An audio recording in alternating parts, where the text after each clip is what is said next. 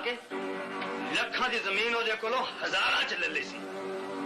मैं सारी जमीन इन्हां पत्तियां च वापस लांगा सिर्फ एदे प्यो। अस्सलाम वालेकुम, मैं तारक सानी ते तुसीं वेख रहे हो मेरा यूट्यूब चैनल रैबर entertainment plus. Black and white दौर की बड़ी ही जबरदस्त फिल्म लैके तुहाडी खिदमत विच हाज़र हो रहे हैं। उस फिल्म का नाम है कोलो करार। 10 अक्तूबर 1969 बरोज़ जुमा रिलीज़ होने वाली एक black and white Punjabi film कोलो करार। इस फिल्म के अंदर सुल्तान राय ने बतौर विलन काम किया है और अगर तुसी यह फिल्म देखनी है तो तुसी सुल्तान राय की वजह तो यह फिल्म देख सकते हो। सुल्तान राय ने बतौर विलन बड़ी ही जबरदस्त परफॉर्मेंस का मुजाहरा किया है। उस तो अलावा असद बुखारी ने बड़ा अच्छा काम किया है और बतौर उसका काम विलन टाइप होता है। इस फिल्म के अदाकार सुल्तान राय, फिरदौस, असद बुखारी, एजाज, रुखसाना, रंगीला, साइका, सायरा, अबू शाह, जुल्फी, हदयात, हैदर चौधरी। एदा म्यूजिक दिता है रहमान वर्मा ने। एदी कहानी लिखी है मिस्त्री मोहम्मद इकबाल ने। एदे फिल्म साज मोहम्मद रफ़ी ते नसार मलिक। इस फिल्म के अंदर सुल्तान राय ने बतौर विलन बड़ा ही जबरदस्त काम किया है। एजाज ने भी बड़ा अच्छा काम किया है। अगर यह फिल्म तुसी वेखोगे ना तो तुहानू पता चलेगा कि तुसी इंडिया की स्वर्ग फिल्म वेख रहे हो, गोविंदा और राजेश खन्ना की। इसका जो प्लाट है ना, इसका जो मरकजी प्लाट है वो लैके वो फिल्म स्वर्ग बनाई गई सी। और इस फिल्म के अंदर एजाज ने डबल रोल किया वे। एक तरफ वो पिंड का एक साधन जवान होंदा है और दूजी तरफ वो शहर एक्टर होंदा है।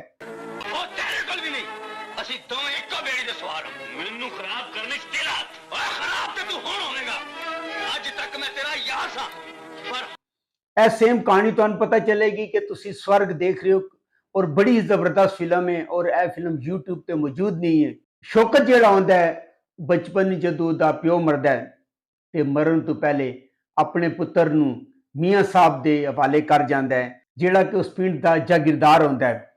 और मियाँ साहब जिहड़े होंदे ने वो एक नेक ते शरीफ इंसान होंदे ने और शौकत नू अपने बच्चों की तरह रखते हैं। उन्हां दी धी होंदी है जिसका नाम नाजो होंदा है और दूजा अख्तर होंदा है।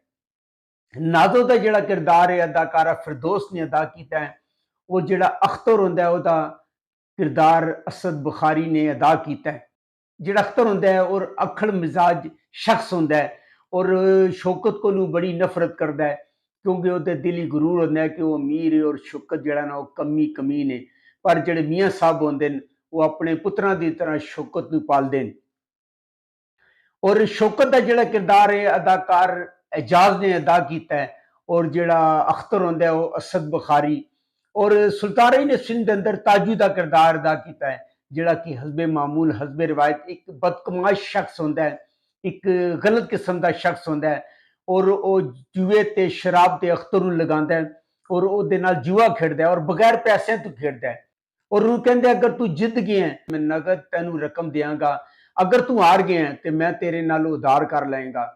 और इस तरह करके काफ़ी सारी रकम जिहड़ा ने उहदे कोलों जित लैंदा है और कागज़ां ते उहदे कोलों साइन करवाई जांदा है।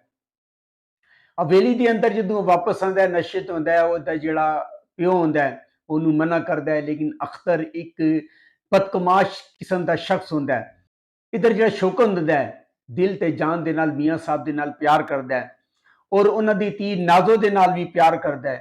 पर जिहड़े मियाँ साहब होंदे ने वो अख्तर दी जिहड़ियां हरकतां होंदे ने उन्हां तों बड़ा तंग होंदे ने।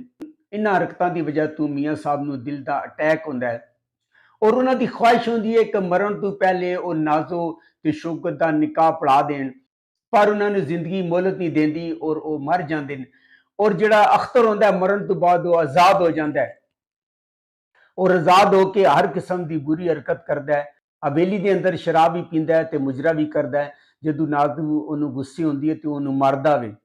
इधरों ताजू जिहड़ा होंदा अपनी गेम चल रहा होंदा ਆਖਰੀ ਪਤਾ ਉਹ ਇਹ ਖੇਡਦਾ ਹੈ ਕਿ ਜਿਹੜਾ ਅਖਤਰ ਹੁੰਦਾ ਹੈ ਉਹ ਸ਼ੌਕਤ ਨੂੰ ਹਵੇਲੀ ਚੋਂ ਕੱਢ ਦਿੰਦਾ ਹੈ। ਸ਼ੌਕਤ ਜਿਹੜਾ ਹੁੰਦਾ ਹੈ ਪਿੰਡ ਛੋੜ ਕੇ ਸ਼ਹਿਰ ਚਲਾ ਜਾਂਦਾ ਹੈ ਔਰ ਕਿਸਮਤ ਦੇਖੋ ਉਹਦੀ ਸ਼ਕਲ ਇੱਕ ਐਕਟਰ ਦੇ ਨਾਲ ਮਿਲਦੀ ਹੈ ਜਿਹੜਾ ਕਿ ਥੀਏਟਰ ਤੇ ਪਰਫਾਰਮੈਂਸ ਕਰਦਾ ਹੈ। ਉਸ ਐਕਟਰ ਦਾ ਨਾਮ ਗੁਲ ਹੁੰਦਾ ਹੈ। ਜਦੋਂ ਗੁਲ ਕੰਮ ਕਰਨ ਤੋਂ ਇਨਕਾਰ ਕਰਦਾ ਹੈ ਤੇ ਜਿਹੜਾ ਥੀਏਟਰ ਦਾ ਮਾਲਕ ਹੁੰਦਾ ਉਹ ਸ਼ੌਕਤ ਨੂੰ ਮਿੰਨਤ ਤਰਲਾ ਕਰਕੇ ਸਟੇਜ ਤੇ ਚੜਾ ਦਿੰਦਾ ਹੈ। ਪਬਲਿਕ ਸ਼ੋਰ ਮਚਾਉਂਦੀ ਹੈ ਔਰ ਜਿਹੜਾ ਸ਼ੌਕਤ ਹੁੰਦਾ ਹੈ ਉਹ ਬੜੀ ਜ਼ਬਰਦਸਤ ਪਰਫਾਰਮੈਂਸ ਦਾ ਮੁਜ਼ਾਹਰਾ ਕਰਦਾ ਹੈ। ਥੀਏਟਰ ਦਾ ਜਿਹੜਾ ਮਾਲਕ ਹੁੰਦਾ ਹੈ ਮਿਹਨਤ ਸਮਾਜਤ ਕਰਕੇ ਸ਼ੌਕਤ ਨੂੰ ਰਾਜ਼ੀ ਕਰ ਲੈਂਦਾ ਹੈ ਕਿ ਫੀ ਸ਼ੋ ਮੈਂ ਤੁਹਾਨੂੰ 1000 ਰੁਪਇਆ ਦੇਵਾਂਗਾ ਔਰ ਇਸ ਤਰ੍ਹਾਂ ਉਹ ਐਕਟਿੰਗ ਸ਼ੁਰੂ ਕਰ ਦਿੰਦਾ ਹੈ। ਜਿਹੜਾ ਤਾਜੂ ਦਾ ਦੋਸਤ ਹੁੰਦਾ ਹੈ ਉਹ ਸ਼ਹਿਰ ਆਉਂਦਾ ਹੈ, ਥੀਏਟਰ ਦੇਖਦਾ ਹੈ ਤੇ ਤਾਜੂ ਨੂੰ ਦੱਸਦਾ ਹੈ ਕਿ ਸ਼ੌਕਤ ਨੇ ਸ਼ਹਿਰੀ ਐਕਟਿੰਗ ਸ਼ੁਰੂ ਕਰ ਦਿੱਤੀ ਹੈ। ਤਾਜੂ ਵੀ ਬਹੁਤ ਹੈਰਾਨ ਹੁੰਦਾ ਹੈ। ਇਧਰ ਜਿਹੜਾ ਸ਼ੌਕਤ ਹੁੰਦਾ ਹੈ ਉਹ ਅਮੀਰ ਹੋ ਜਾਂਦਾ ਹੈ। ਜਦ ਗੁਲ ਨੂੰ ਕੰਮ ਨਹੀਂ ਮਿਲਦਾ ਉਹ ਪਰੇਸ਼ਾਨੀ ਦਾ ਸ਼ਿਕਾਰ ਹੁੰਦਾ ਹੈ, ਨਸ਼ਾ ਕਰਦਾ ਹੈ ਔਰ ਇਸ ਨਸ਼ੇ ਦੇ ਦੌਰਾਨ ਉਹਦਾ ਐਕਸੀਡੈਂਟ ਹੁੰਦਾ ਹੈ। ਅਖਬਾਰ ਵਿੱਚ ਖਬਰ ਛਪਦੀ ਹੈ ਕਿ ਜਿਹੜਾ ਸ਼ੌਕਤ ਹੈ ਉਹ ਮਾਰਿਆ ਗਿਆ ਵੇ। ਤਾਜੂ ਹੁੰਦਾ ਉਹਨੂੰ ਖਬਰ ਮਿਲਦੀ ਹੈ, ਉਹ ਜਾ ਕੇ ਅਖਤਰ ਨੂੰ ਦੱਸਦਾ ਹੈ ਕਿ ਸ਼ੌਕਤ ਜਿਹੜਾ ਸ਼ਹਿਰ ਵਿੱਚ ਮਾਰਿਆ ਗਿਆ ਔਰ ਆਪਣੀ ਇੱਕ ਆਖਰੀ ਚਾਲ ਚੱਲਦਾ ਹੈ ਔਰ ਉਸਨੂੰ ਕਹਿੰਦਾ ਹੈ ਕਿ ਤੂੰ ਮੈਨੂੰ ਆਪਣੀ ਭੈਣ ਦਾ ਰਿਸ਼ਤਾ ਦੇ ਦੇ। ਅਖਤਰ ਨੂੰ ਸਖਤ ਗੁੱਸਾ ਆਉਂਦਾ ਹੈ ਔਰ ਤਾਜੂ ਨੂੰ ਬੇਇੱਜ਼ਤ ਕਰਕੇ ਹਵੇਲੀ ਤੋਂ ਬਾਹਰ ਕੱਢ ਦਿੰਦਾ ਹੈ ਔਰ ਆਖਰ ਫੈਸਲਾ ਕਰਦਾ ਹੈ ਕਿ ਉਹ ਨਾਦੋ ਦਾ ਰਿਸ਼ਤਾ ਤਾਜੂ ਨੂੰ ਦੇ ਦੇਗਾ। ਸ਼ੌਕਤ ਜਿਹੜਾ ਸ਼ਹਿਰ ਵਿੱਚ ਕੰਮ ਕਰ ਰਿਹਾ ਹੁੰਦਾ ਹੈ ਉੱਥੇ ਇੱਕ ਲੜਕੀ ਹੁੰਦੀ ਹੈ, ਸ਼ਨਾਜ਼ ਦਾ ਨਾਮ ਹੁੰਦਾ ਹੈ, ਉਹ ਡਾਂਸਰ ਹੁੰਦੀ ਹੈ।